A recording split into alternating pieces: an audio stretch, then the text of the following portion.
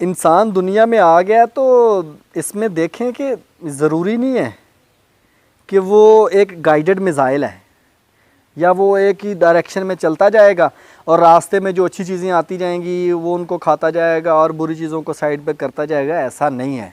इंसान को इस दुनिया में अल्लाह ने अपना नायब बनाकर भेजा है, अशरफुल मखलूक़ात बनाकर भेजा है, उसे नफ्स भी दिया है, उसे शऊर भी दिया है। और इन दो चीज़ें देने के साथ ये हमें बिल्कुल वाज़े बता दिया कि नेकी और बदी दोनों चीज़ों का जो तसव्वुर है वो दोनों अख्तियार भी उसे दे दिया है। बुरे रास्ते पे भी जा सकता है, अच्छे रास्ते पे भी जा सकता है। वो चाहे तो बुरे रास्ते पे चला जाए, चाहे तो अच्छे रास्ते पे चला जाए, जैसी वो कंपनी रखना चाहता है वो रख ले। इन चीज़ों में रहते हुए अपने नफ्स को जो कंट्रोल करेगा, जो अपने शऊर को जो है वो हावी रखेगा और नफ्स को शऊर के ताबे रखेगा, वही अशरफुल मखलूक़ात कहलाने का जो है वो हकदार होगा। अगर इंसान जो है अपने नफ्स को हावी कर ले और शऊर को पसे पुश्त डाल दे, शऊर की बात ही ना सुने, तो वो अशरफुल मखलूक़ात तो ना हुआ, वो तो जानवरों से भी बुरा होगा। और हम अपने ज़माने में उर्फ़ आम में कहते भी हैं कि तुम तो जानवर हो, यानी ऐसे फेल और ऐसे कामों की वजह से हम उसे को जानवर कहते हैं कि वो ऐसा बेअक्ली वाला काम कर रहा होता है, बेवकूफ़ों वाला काम कर रहा होता है, ऐसी हरकतें कर रहा होता है जो इंसान को ज़ेब नहीं देती। तो अपने नफ्स को कंट्रोल करने का बहुत ही आसान तरीका है कि नफ्स को जो है वो अपने कंट्रोल में करने के लिए अपने कामों के ऊपर फोकस रखें और जब भी कोई काम हो रहा हो तो उसका जो है एंड जो है वो जहन में रखा करें कि इसका आखिरत के साथ क्या ताल्लुक़ है। इसका मैं ज़िंदगी में तो कर लूँगा, तो मैंने जब अपने रब के यहाँ जाना है और वहाँ पे जाके जवाब देना है तो वहाँ पे मेरे साथ क्या होगा। इन चीज़ों को रखेंगे तो नफ्स को कंट्रोल करना बहुत आसान होगा। बुज़ुर्गों के साथ मैं अक्सर कहता हूँ, बुज़ुर्गों के साथ बैठें, अभी भी बैठें, अभी भी जितने बुज़ुर्ग हैं टाइम निकाला करें, सोशल मीडिया से बाहर आएँ और उनके पास भी बैठा करें और उनके पास बैठने से बड़ा फ़ायदा होता है। मुझे याद है, मुझे एक बुज़ुर्ग ने यही बताया, कहानी बताई। उन्होंने बताया कि बेटा नफ्स जो है ये इंसान को तरह तरह से परेशान करता है। तो उन दिनों रमज़ान का महीना था, गर्मियों में रोज़े थे और मैं उनके पास बैठा हुआ था। मैंने कहा कैसे कुछ बताएं इसके बारे में कि किस तरह से नफ्स इंसान के ऊपर हमले करता है और उसको गुमराह करने की कोशिश करता है और उसको कंट्रोल कैसे किया जाता है।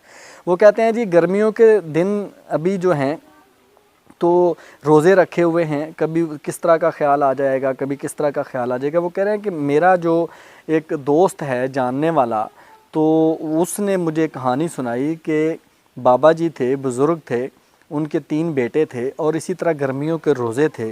और जैसे ही असर का टाइम हुआ, बाबा जी जो हैं बड़े सौम सलात के पाबंद थे, तो रोज़ा रखा हुआ था। असर का टाइम जैसे ही हुआ तो वो अपने एक बेटे को आवाज़ देते हैं, वो आता है तो उसको कहते हैं कि जाओ घर में जो है एक बाल्टी जो है पानी की, स्कंजवी की, वो बनवा कर लो और बड़ी ज़बरदस्त किस्म की जो है ना स्कंजवी आपने बनवा कर लानी है।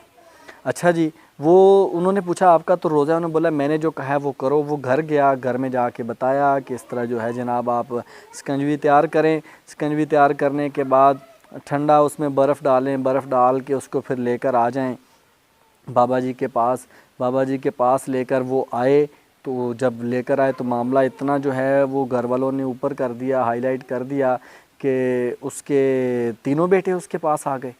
तो उन्होंने देखा कि बाबा जी बैठे हुए हैं एक दरख्त के नीचे साए में और चारपाई पे बैठे हैं, साथ ही उन्होंने बाल्टी रखवा दी है और बेटे बैठ गए हैं। तो एक बेटे ने सवाल किया कि अबू जी कोई मेहमान आ रहा है क्या, कोई मेहमान आ रहा है जिसके लिए ये पानी बनवाया है? तो उन्होंने कहा कि नहीं बेटा, मेहमान तो कोई नहीं आ रहा, ये मेरा नफ्स है ना, ये मुझे बड़ी दलीलें दे रहा है, बड़ी दलाइल से मुझे ये कायल करने की कोशिश कर रहा है कि भाई आप तो बुज़ुर्ग हैं, इतनी उम्र हो गई, आज इतनी गर्मी है, सही दिन लगा हुआ है, आप रोज़ा तोड़ भी देंगे तो कुछ नहीं होगा, रोज़े ना रखा करें, आप कमज़ोर हो जाएंगे, आपकी उम्र इतनी होगी, अभी आपको अल्लाह माफ़ कर देगा, आपसे नहीं इतनी गर्मी बर्दाश्त होती। इस तरह तरह से मेरे ऊपर हमले कर रहा है।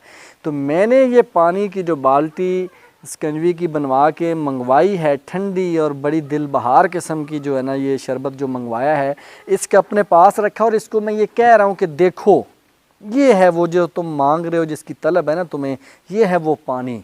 ये मैंने ठंडा ठार और बड़ा ज़बरदस्त किस्म का मैंने शरबत तैयार करवा के रखवा दिया, लेकिन ये पड़ा है मैं नहीं पीऊँगा, तुम्हें सिर्फ दिखाऊँगा, पीऊँगा नहीं।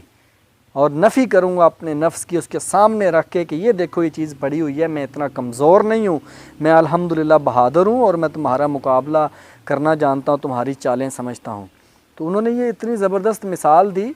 तो फिर साथ ये हकीकत है कि नफ्स जो है तरह तरह से इंसान के ऊपर हमले करता है, तरह तरह से वो मुख्तलिफ़ ज़ावियों से हमें वो सोच देता है, दलाइल देता है, चीज़ों को जो हमारी होनी चाहिए उनको रद्द करने की कोशिश करता है। तो हमें उसके ऊपर जो है कंट्रोल करना बहुत आसान हो जाएगा अगर हम उन चीज़ों को समझें, परखें। और जब हम समझ लेंगे, परख लेंगे, तो फिर हमें कोई नफ्स की जो है ना वो चाल जो है कोई नई चाल नहीं लगेगी। फिर हमें पता होगा कि ये उसी नफ्स की चाल है जो हमें किसी भी तरह से, किसी भी तरीके से हमारी जो राइट ट्रैक है, जिसके ऊपर हमें रहना चाहिए, जिसके ऊपर हमें जाना चाहिए, उससे हमें वो दूर करना चाहिए।